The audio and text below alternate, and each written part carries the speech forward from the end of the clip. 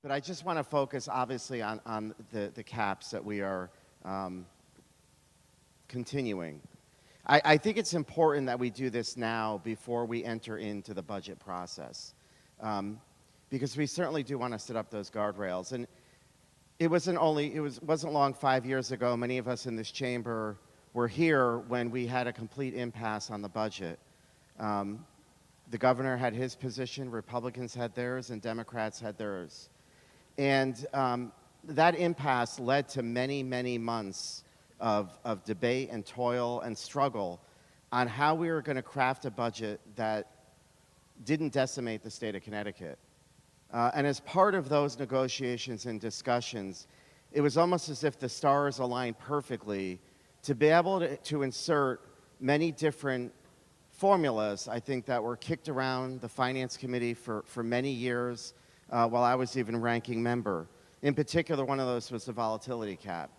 And the good fortune of us being able to craft those caps have helped lead to where we are today. And I think for us, not only is it important that we're paying down on the unfunded pension liabilities, but it's even more important that we're able to right-size government, reduce our unfunded pension debt for the benefits of the residents of Connecticut, and translating that to actual tax relief. And I think that's what the governor is doing this year now. Finally, we are looking at a systemic change to our tax structure that will help our lower and middle class residents of the state of Connecticut. And it shouldn't be lost on any of us that the reason that we are here today, 5 years later, coming out of budget deficits year after year, to being in a position where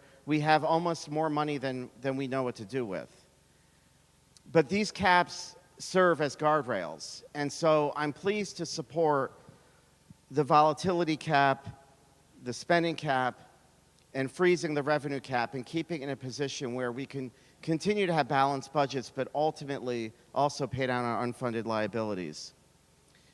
But I would also like to add that these guardrails are only as good as the driver who's driving the vehicle down that budget road. And so now the hard part begins. And I think we need to make sure that the vehicle that we're driving in doesn't hit those guardrails and test the limits of those guardrails, because they're doing a good job for the state of Connecticut. And for those of us who weren't here for the year after year after year of budget deficits, I just want to remind everybody that fact. It was a painful process to be in.